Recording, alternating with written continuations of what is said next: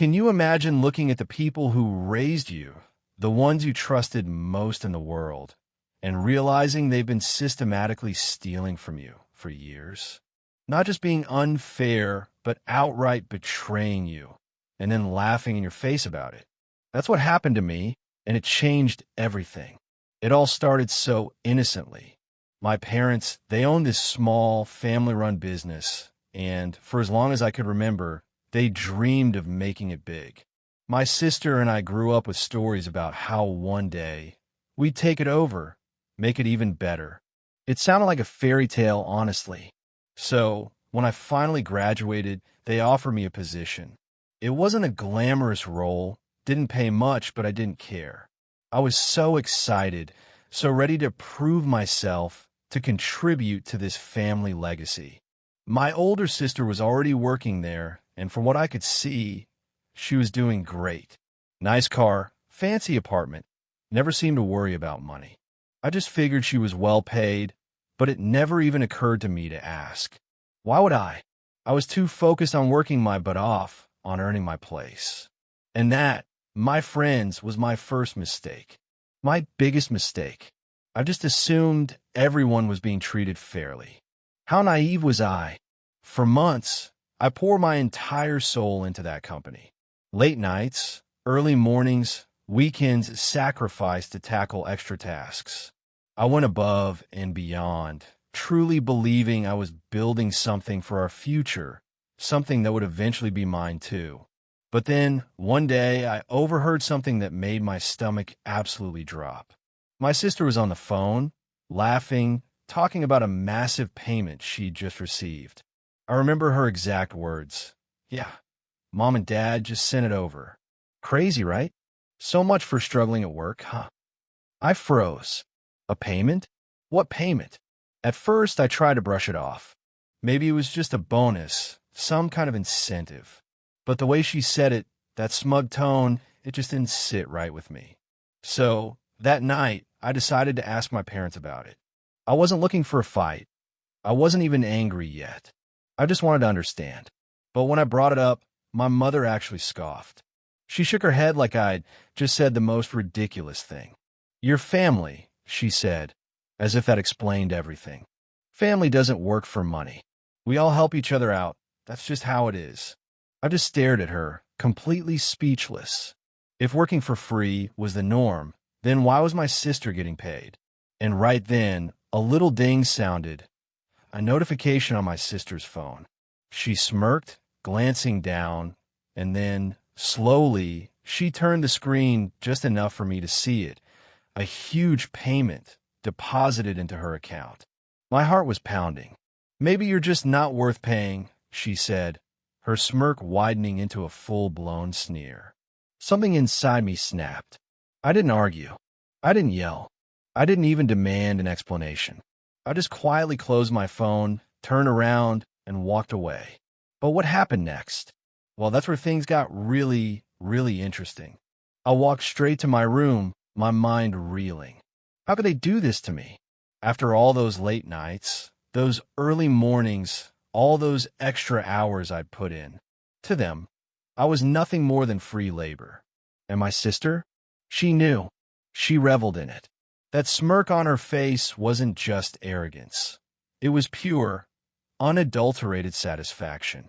I sat on my bed, staring at my phone. I wanted to scream, to confront them, to demand answers. But what was the point? Their minds were clearly made up. I spent the next few days in a fog. I still went to work, but my heart wasn't in it. Every time I saw my parents, all I could hear was my mother's dismissive laugh. Every time I saw my sister, I pictured that payment notification flashing on her screen. Then, one night, I made a decision. I was done. I wasn't going to waste another second working for people who had absolutely no respect for me. If I wasn't worth paying, then I wasn't worth staying. The very next morning, I walked into the office, straight up to my dad's desk, and I handed him my resignation. He barely even looked up from his computer. "Don't be dramatic," he muttered. I stood my ground. "I'm not. I'm leaving." He sighed, finally turning to face me. "Where are you even going to go? You don't have another job lined up. You don't have a plan. And he was right. I didn't. But I would figure it out. I gave them one last lingering glance, then I just walked out the door. I didn't even bother gathering my personal things. I just left. And for the first time in a very long time, I felt free. What I didn't realize then was that my departure would set off a chain of events none of us saw coming. For the first few days, I felt completely lost. No job, no income, and definitely no real plan. But strangely, I didn't regret leaving. If anything, I felt a massive wave of relief, like I'd finally taken control of my own life instead of being a pawn in someone else's twisted game. I spent the next week applying for jobs, polishing my resume, just figuring out my next steps. I didn't talk to my family, not a single call, not a single text. And you know what? They didn't reach out either. At first, that hurt deeply. But then I realized if they didn't care enough to check on me, why should I care about them? Then something unexpected happened. Late one night, I got a message from an old colleague, someone who had briefly worked at my parents' company before quitting in sheer frustration. "Hey, I heard you left. Good for you, by the way. You might want to check the company's finances. Something weird is going on." I frowned. Weird how? Just look into it. Trust me. I had no idea what they were talking about, but my curiosity got the absolute best of me. See, I still had access to some of the company's financial records. My parents, in their infinite wisdom, had never bothered revoking my login. So, out of sheer morbid curiosity, I decided to take a look. What I found made my blood run absolutely cold. There were massive payments going out, way more than what my sister should have been getting. Not just her salary, but bonus after bonus, all hidden under vague descriptions like consulting fees and special allowances. But that wasn't even the worst part. Some of those transactions were under my name. Payments that I never received. Money that should have been mine, but had clearly been funneled elsewhere. And if I was right about where it was going, then my parents weren't just being unfair. They were actively stealing from me. I sat there, staring at the screen, my heart pounding in my chest. This wasn't just favoritism. This wasn't just my parents refusing to pay me.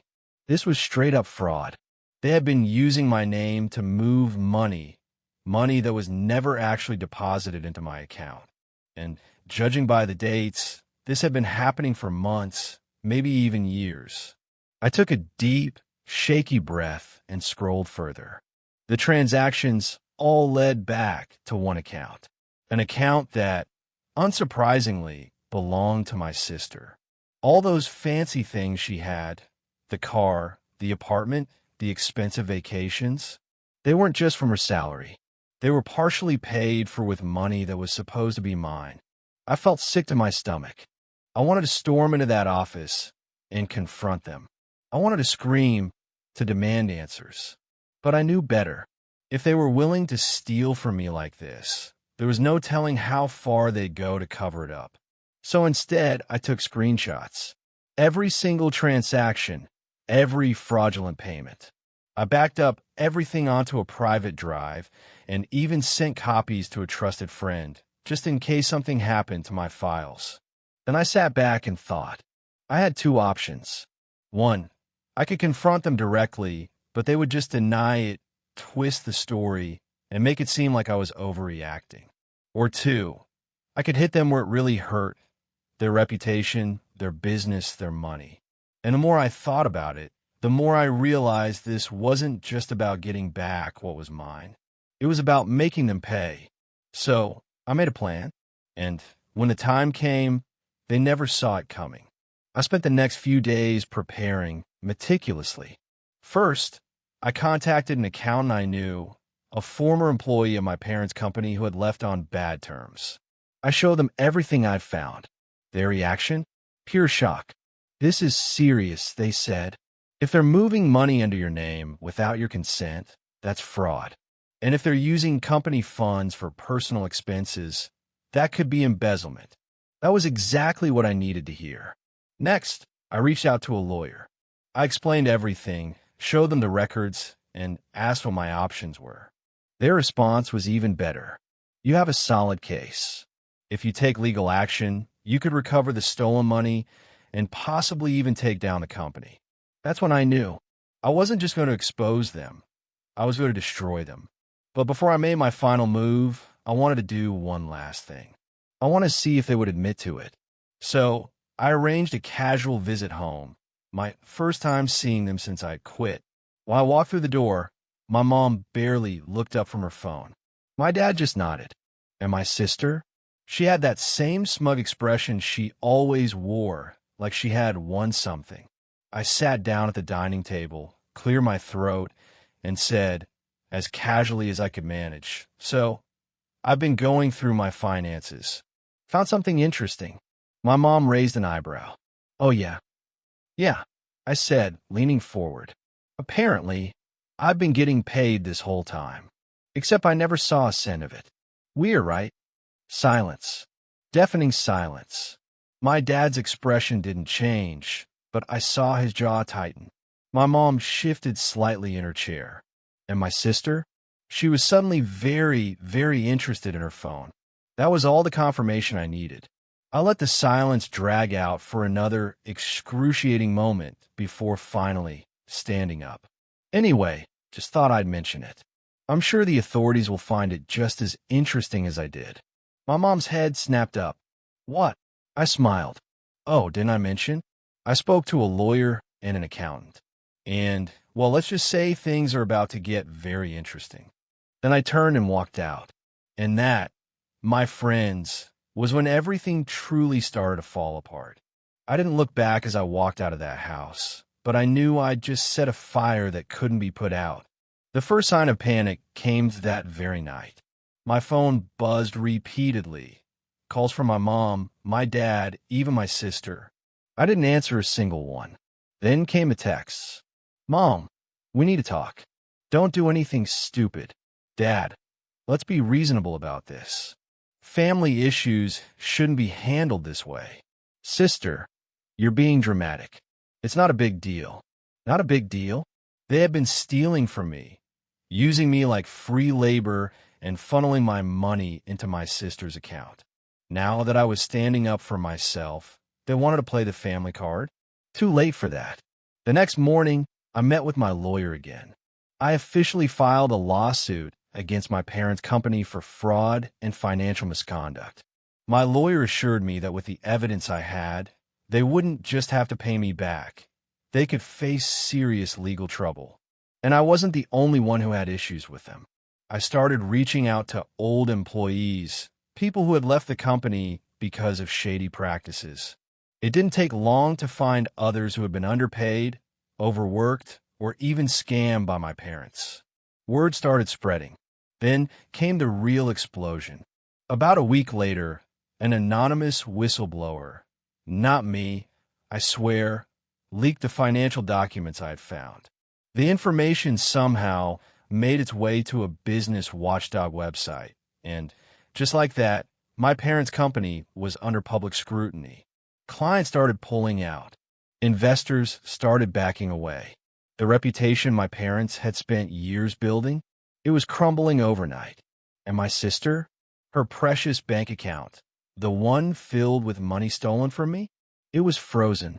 Then, just when I thought things couldn't get any worse for them, the authorities got involved. The investigation moved fast, too fast for my parents to cover their tracks. One morning, I woke up to the news.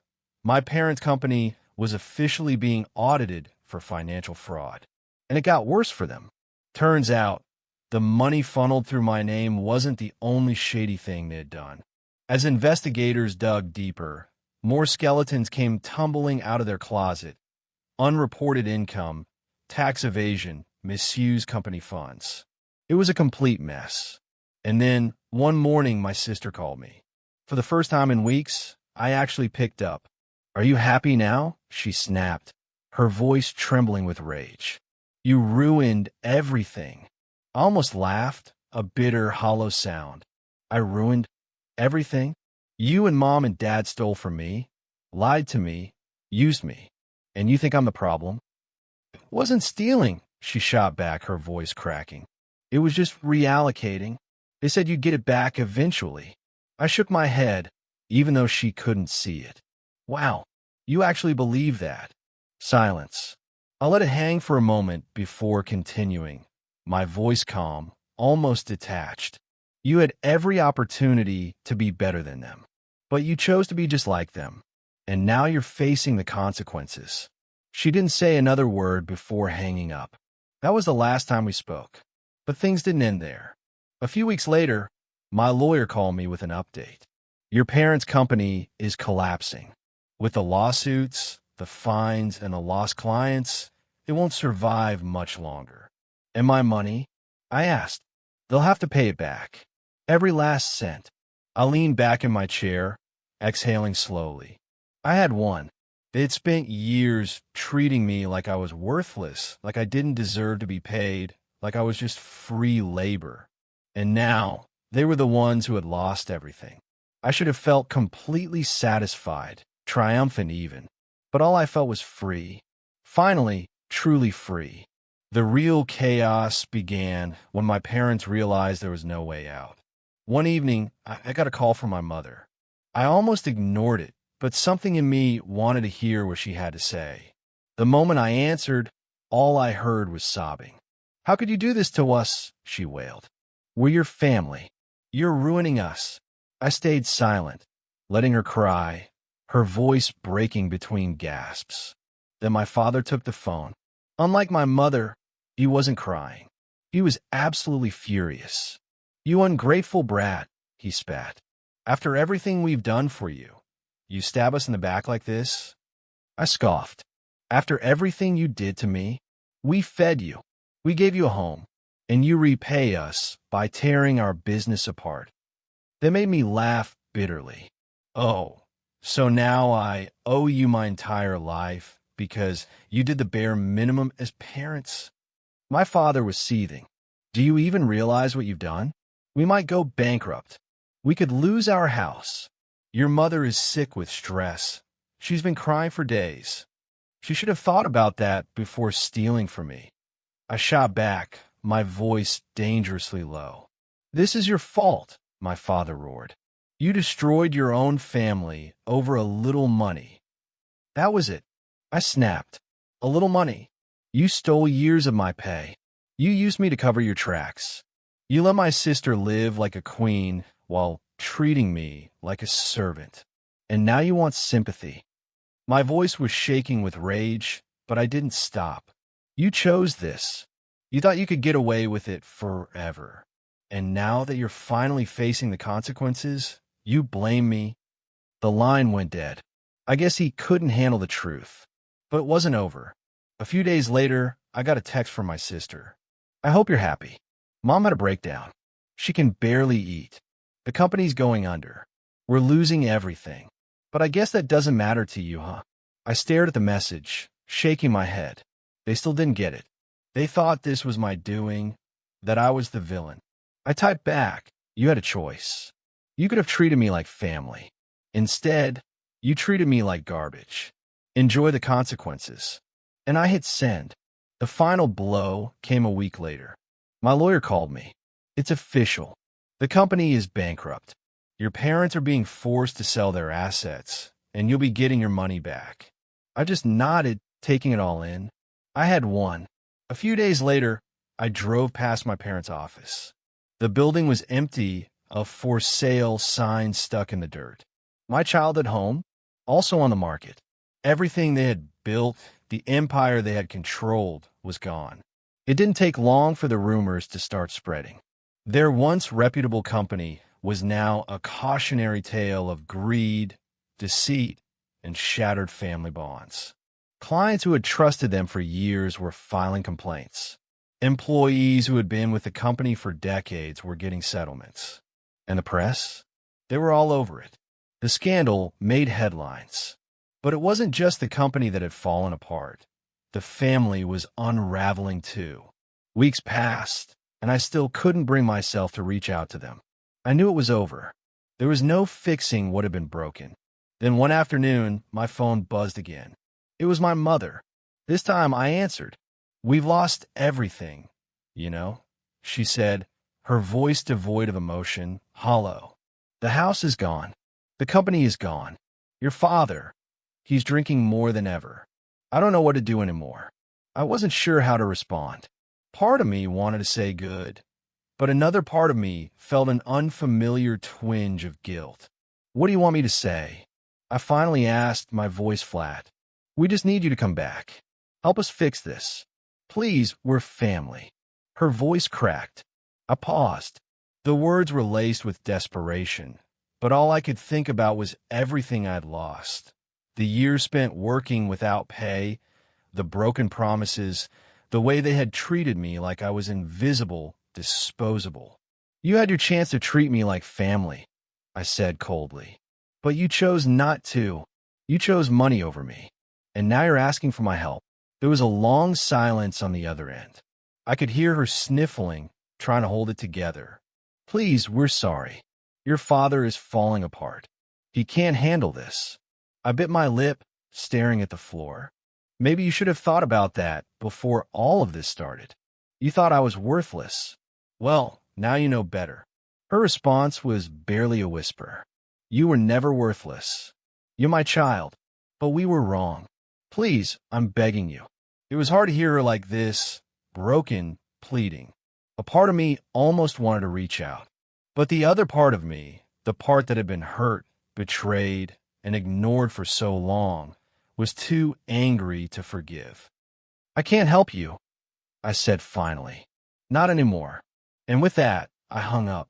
Days passed, and the noise from my family slowly faded away. The call stopped. The text stopped. My parents had officially hit rock bottom, and there was nothing left for them to take from me anymore. I focused on rebuilding my own life, moving forward. I found peace in knowing that I'd taken control, that I'd reclaimed my worth. And as much as it hurt to see them crumble, I knew I couldn't go back. The truth was, there was no fixing what had been broken. The damage they had caused was too deep, too ingrained. I had to keep moving forward, even if it meant leaving them behind. And that's where my story ends. For now. I'm curious, though. What would you have done in my place? Would you have given them a second chance? Or would you have walked away like I did? Let me know your thoughts in the comments below.